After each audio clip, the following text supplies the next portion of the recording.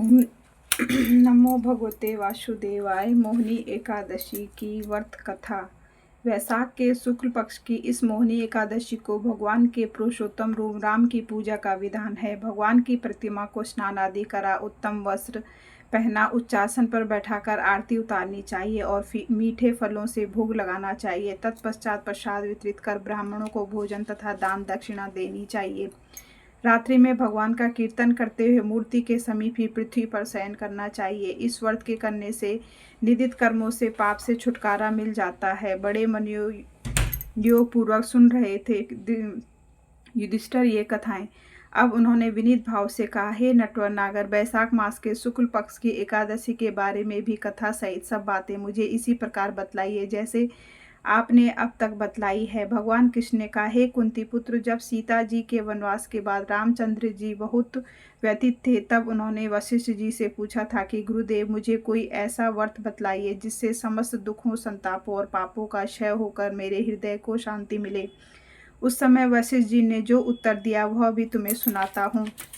महर्षि वशिष्ठ जी ने कहा, हे राम, आपने कोई पाप नहीं किया। आपका तो नाम लेने से मनुष्य के सभी रोग शोक मिट जाते हैं। यह प्रश्न आपको लोकहित की भावना से किया है, अतः मैं आपको बतलाता हूँ कि मानसिक शांति की प्राप्ति और संताप तथा पाप मिटाने का अमोघ अस्त्र है मोहिनी एकादशी का व्रत। वैशाख मास के शुक्ल पक्ष की एकादशी को मोहिनी एकादशी कहा ही इसलिए जाता है कि इस व्रत का करने से मनुष्य के पाप तथा दुख दूर होकर वह मोहजाल से युक्त हो जाता है। अतएव दुखी मनुष्य को यह व्रत अवश्य करना चाहिए। मैं इसकी कथा कहता हूँ, आप ध्यानपूर्वक सुनिए।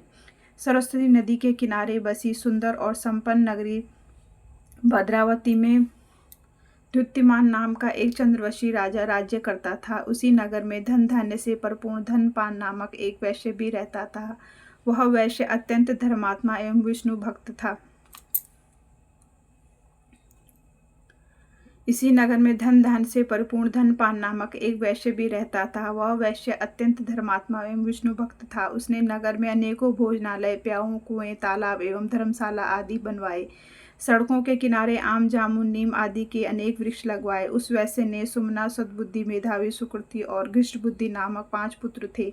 उसके 4 पुत्र तो धर्मात्मा थे, परंतु जो सबसे छोटा बेटा था घृष्ट बुद्धि महापापी, लंपट और दुराचारी था। वह वैश्याओं और दुराचारी मनुष्यों की संगति में रहकर जुआ खेलता, दूसरों की स्त्रियों के साथ भोग विलास करता तथा मद्यपान का सेवन करता था। इस प्रकार अनेक कुकर्मों में फंसकर वह अपने पिता के धन को नष्ट करता था। इन्हीं कारणों से उसके पिता, भाइयों तथा कुटुंबियों ने उसको घर से निकाल दिया। घर से निकाल देने के बाद वह धन नष्ट हो जाने के बाद वैश्याओं तथा दुष्ट संगी साथियों ने उसका साथ छोड़ दिया। जब वह भूख और प्यास से अत्यंत दुखी रहने लगा, तब उसने रात्रि के समय चोरी करना प्रारंभ कर दिया। एक दिन वह पकड़ा गया, परंतु राज्य कर्मचारियों ने उसको वैश्य का पुत्र जानकर छोड़ दिया। परंतु वह दूसरी बार पकड़ा गया तो उन्होंने राजा के सामने उपस्थित कर दिया।